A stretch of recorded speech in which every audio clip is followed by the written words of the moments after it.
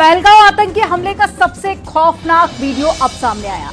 यह वीडियो उस दिन का है और वहां पर घूमने गए एक सैलानी के कैमरे में यह मंजर कैद हुआ है। और इस वीडियो में गोली लगते ही लोग गिरते नजर आ रहे हैं। 22 अप्रैल को जिस समय सैलानी मिनी स्विट्जरलैंड कही जाने वाली बैसरन घाटी में अपनी छुट्टियां मना रहे थे, तभी आतंकवादियों ने गोलाबारी करते हुए 26 लोगों की हत्या कर दी।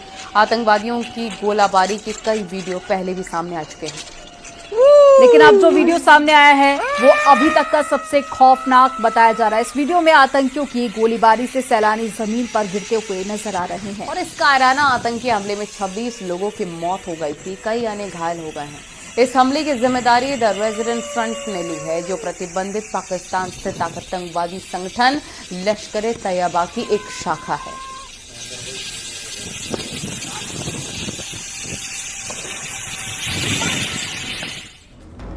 तो पहलगाम हमले का नया वीडियो सामने आने के बाद एनआईए का एक्शन भी देखने को मिला है। सूत्रों के मुताबिक वीडियो में पर्यटक को रोप क्रॉसिंग के दौरान धक्का दे रहे जिप लाइनर ऑपरेटर को एनआईए ने उठा लिया है। वीडियो में zip line operator Allahu Akbar कहता हुआ नजर आया था। नीचे फायरिंग हो रही थी और उसके चेहरे के हाव भाव कुछ अच्छे नहीं दिख रहे थे।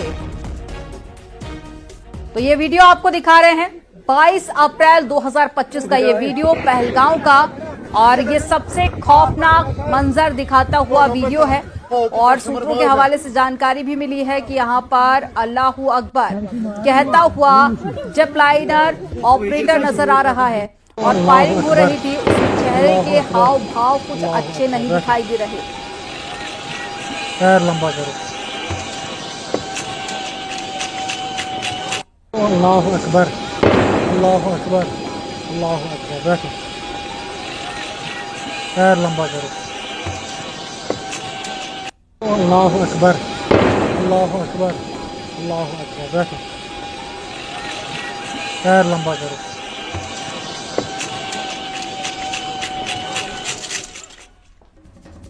पहलगाम में हुए कायराना आतंकी हमले के बाद केंद्र सरकार के निर्देश पर यूपी से पाकिस्तानी नागरिकों को देश से बाहर कर दिया गया है। सीएम योगी के सख्त निर्देश और पल पल की मॉनिटरिंग का नतीजा है कि पूरे देश में यूपी पहला राज्य है जहां 24 घंटे में से 100% पाकिस्तानी नागरिकों को देश से बाहर कर दिया गया है। इसी पर देखिए हमारी रिपोर्ट।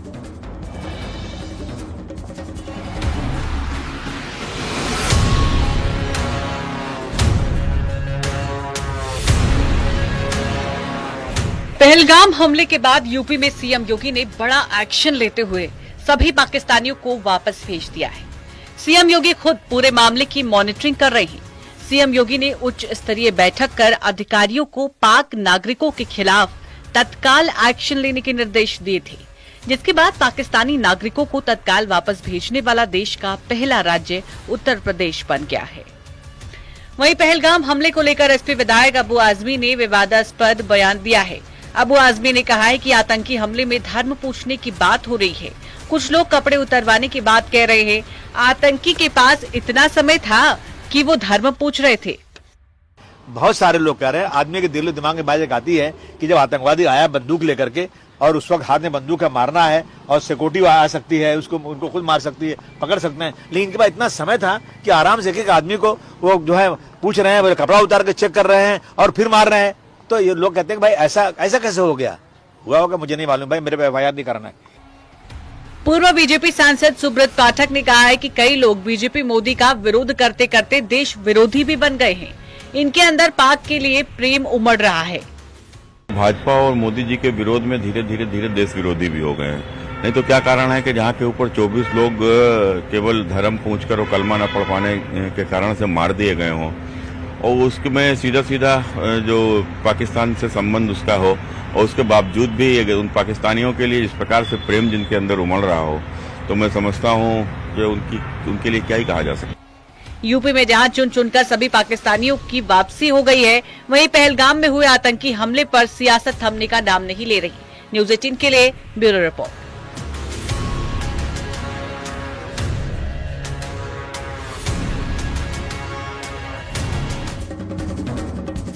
पहलगाम आतंकी हमले के बाद में मोदी सरकार की तरफ से कई फैसले लिए जा रहे हैं। वहीं योगी सरकार नेपाल की सीमा से सटे जिलों में अवैध कब्जों पर कार्रवाई कर रही है। बुलडोजर एक्शन से अवैध निर्माण तोड़ा गया, सीमा से सटे 119 अवैध कब्जे भी हटाए गए। देखिए।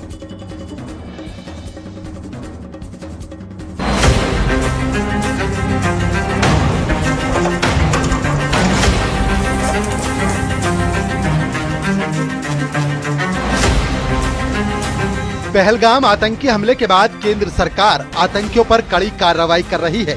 योगी सरकार नेपाल की सीमा से सटे जिलों में अवैध कब्जों पर कार्रवाई कर रही है। बुलडोजर एक्शन कर अवैध निर्माण गिराया जा रहा है। नेपाल बॉर्डर पर बुलडोजर एक्शन जारी है। अवैध मस्जिद मदरसे को ध्वस्त किया गया है। नेपाल बॉर्डर पर अवैध कब्जे पर कार्रवाई हो रही है। बहराइच में 89 अवैध निर्माण ध्वस्त किए गए हैं। श्रावस्ती में 17 मदरसों पर कार्रवाई हुई है। सीमा से सटे 119 अवैध कब्जे हटाए गए हैं। सिद्धार्थ नगर में 11 जगहों पर कार्रवाई की गई है। वहीं महराजगंज में 19 अवैध कब्जों पर एक्शन हुआ है, जबकि बलरामपुर में 7 अवैध कब्जों पर कार्रवाई की गई है। मदरसों पर बुलडोजर एक्शन को लेकर मंत्री दानिश अंसारी ने कहा कि सरकार के तय मानकों के आधार पर कार्रवाई की जा रही है। किसी भी संस्था को चलाने के लिए सरकार के मानक होते हैं, सरकार के गाइडलाइन होते हैं, वो गाइडलाइन फॉलो होना चाहिए। ये हमारी सरकार सुनिश्चित कर रही है, पारदर्शी तरीके से व्यवस्थाओं को लागू कर रही है। तो जहां भी ऐसी अनियमितता है हम वहां नोटिस भी देते हैं कि कुछ संस्थाओं को नोटिस दिया गया है और कि मानक के अनुरूप चीजें चलाएं। वहीं मंत्री जेपीएस राठौड़ ने कहा कि देश के खिलाफ हो रही किसी भी साजिश को नाकाम करेंगे। सभी अवैध निर्माण को ध्वस्त कर देना चाहिए। सभी अवैध इमारतों को, मदरसों को या जो भी हो, उनको ध्वस्त करके जमींदोज कर देना चाहिए, और ताकि हमारे भारत के खिलाफ जो साजिश रचने वाले लोग हैं या भविष्य में रचने की जो योजना बना रहे हैं, इनको मुंहतोड़ जवाब मिले। यूपी सरकार में मंत्रियों का कहना है कि किसी भी तरह के अवैध कामों को रोकने के लिए योगी सरकार प्रतिबद्ध है। न्यूज़ 18 के लिए ब्यूरो रिपोर्ट।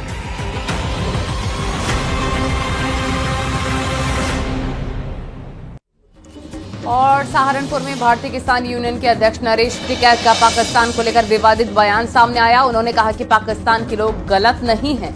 आतंकी हमले के लिए पूरा पाकिस्तान जिम्मेदार नहीं है, जिस पर बीजेपी ने पलटवार किया है। आपको रिपोर्ट दिखाते हैं।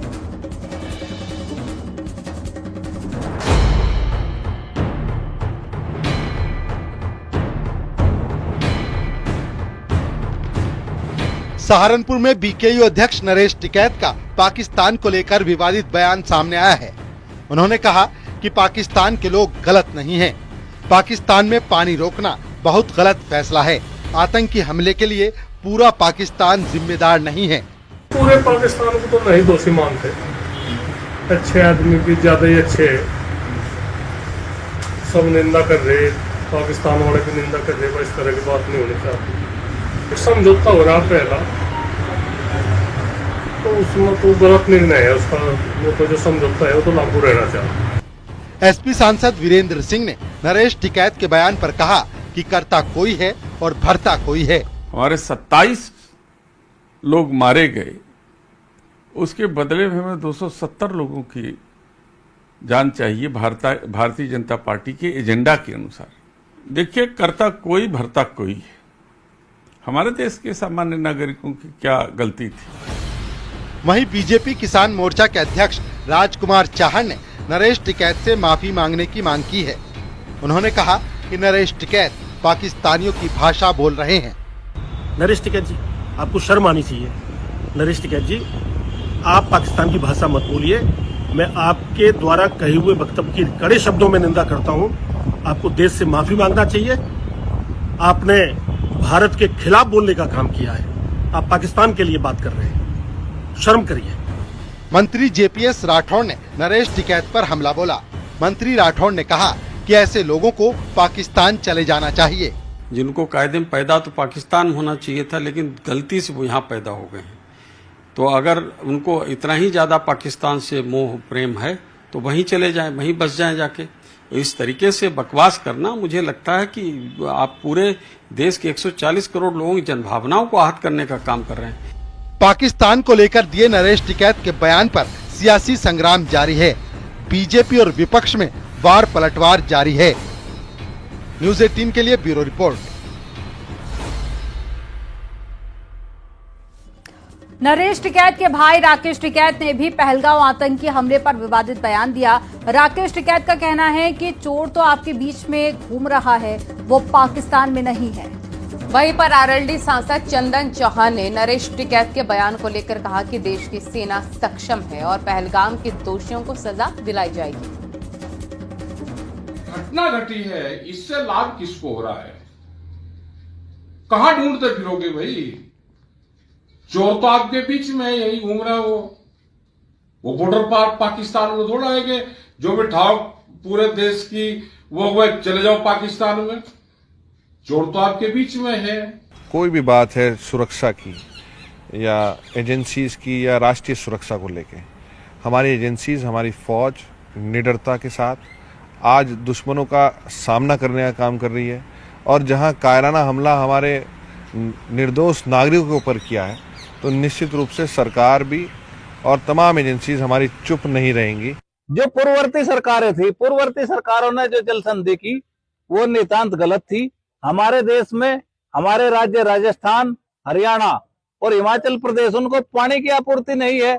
इवन जम्मू कश्मीर में भी पानी की कमी है। वो कहते हैं ना कि पहाड़ का पानी पहाड़ के काम नहीं आता, तो ये हालत हिमाचल और जम्मू की भी है। और जो इस फैसले के साथ नहीं है वो राष्ट्र के साथ नहीं है। राहुल गांधी ने कहा है कि सरकार पाकिस्तान पर कोई भी कार्रवाई करे, विपक्ष साथ है। लेकिन कर्नाटक के सीएम सिद्धरामैया का कहना है कि कांग्रेस पाकिस्तान पर अटैक का समर्थन नहीं करेगी।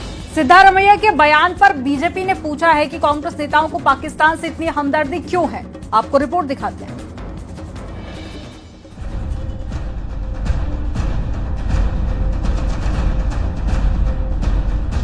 बीजेपी सांसद संबित पात्रा ने कांग्रेस पर बड़ा हमला बोला है। संबित पात्रा का आरोप है कि कांग्रेस पाकिस्तान को बचाने में लगी है। कांग्रेस के नेता पाकिस्तान के पक्ष में बयान दे रहे हैं। उन्होंने पूछा कि कांग्रेस नेताओं को पाकिस्तान से इतनी हमदर्दी क्यों है। सिद्धरामैया जी जब ये कहते हैं कि युद्ध नहीं होना चाहिए, पाकिस्तान के ऊपर आक्रमण नहीं होना चाहिए, क्यों? आपको इतनी हमदर्दी क्यों है पाकिस्तानियों के साथ? आतंकवादियों के साथ आप एक क्यों हो गए हैं? आतंकियों की भाषा क्यों बोल रहे हैं? पहलगाम पर कांग्रेस नेता और कर्नाटक के सीएम सिद्धरामैया के बयान पर बीजेपी प्रवक्ता सुधांशु त्रिवेदी का कहना है कि कुछ कांग्रेस नेता पाकिस्तान के मंत्रियों की भाषा बोल रहे हैं। कांग्रेस पार्टी के कुछ नेता ठीक वही भाषा बोल रहे हैं जो पाकिस्तान के नेता बोल रहे हैं। कांग्रेस के वरिष्ठ नेता और कर्नाटक के मुख्यमंत्री श्री सिद्धरामैया के द्वारा ये कहना कि युद्ध कोई विकल्प नहीं है, ये अक्षरशः वही भाषा है जो पाकिस्तान के रक्षा मंत्री, पाकिस्तान के गृह मंत्री और पाकिस्तान के विदेश मंत्री बोल रहे हैं। पहले कर्नाटक के सीएम सिद्धरामैया ने कहा कि वो पाकिस्तान के साथ युद्ध के पक्ष में नहीं है। अब उनके मंत्री कह रहे हैं कि आतंकवादियों ने धर्म पूछकर गोली नहीं मारी थी। सिद्धरामैया का बयान पाकिस्तानी मीडिया की सुर्खियां बन चुका है, जिसे उसने अपने पक्ष में दिखाया। Bureau report, news 18। कांग्रेस सांसद शशि थरूर ने कहा है कि खुफिया जानकारी में कमी रही, लेकिन अभी जवाबदेही मांगने से पहले संकट पर ध्यान देना चाहिए। थरूर के बयान से कांग्रेस में दो फाड़ हो गई है। कांग्रेस नेता उदित राज ने पूछा है कि क्या शशि थरूर बीजेपी के वकील बन गए हैं। देखिए।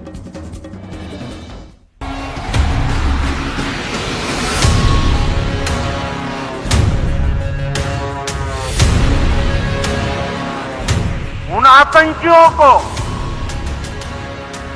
और इस हमले की साजिश रचने वालों को उनकी कल्पना से भी बड़ी सजा मिलेगी। पहलगाम आतंकवादी हमले पर कांग्रेस के भीतर घमासान मचा है। कांग्रेस नेता शशि थरूर ने इजराइल का उदाहरण देते हुए कहा कि दुनिया की सबसे बेहतरीन खुफिया एजेंसियों को भी चौंकाया जा सकता है। थरूर ने केंद्र सरकार के फेवर में बयान देते हुए कहा कि मौजूदा संकट के बाद ही सरकार से जवाबदेही की मांग होनी चाहिए। Is that it seems to me that just as the Israelis are waiting till the end of the war before they demand accountability and answers, similarly we too should first see the present crisis through, and then definitely there should be an accounting. But I don't expect at any time now or in the future that any country will ever have 100% foolproof intelligence. Shashi Tharoor के बयान से कांग्रेस में दो फाड़ हो गया। उदित राज ने उनके ऊपर निशाना साधते हुए कहा कि शशि थरूर को बीजेपी से पूछना चाहिए कि सरकार पीओके कब ले रही है। क्या शशि थरूर बीजेपी के वकील बन गए हैं? आप भारत सरकार को खंडन कर रहे हैं, सुपर बीजेपी मैन बन रहे हैं आप। उन्होंने दावा किया, हम थोड़ी कह रहे थे कि कोई परिंदा पर नहीं मार सकता। और यह भी कहा 2013-14 के चुनाव में कि मोदी जी प्राइम मिनिस्टर बन जाएंगे तो लाहौर तक घुस करके मारेंगे। शशि थरूर को यह नहीं पूछना चाहिए कि क्या घुस करके मारे। शशि थरूर के सरकार को सपोर्ट करने वाले बयानों से कांग्रेस में कोहराम मच गया है। कांग्रेस नेता अब शशि थरूर पर बीजेपी का वकील बनने का आरोप लगा रहे हैं। Bureau report, news 18।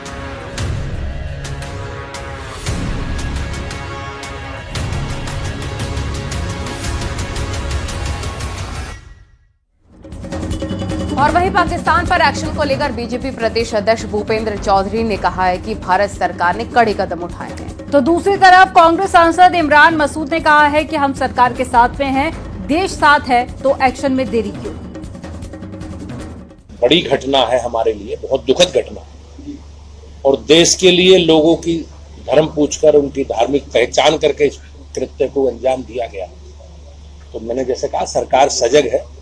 आपने देखा होगा अभी सरकार ने कदम उठाए हैं इस प्रकार की घटनाओं की पुनरावृत्ति ना हो, लेकिन हमारी सरकार उन विषयों पर तह तक जाएगी जिसके इस प्रकार की घटनाओं की पुनरावृत्ति ना हो।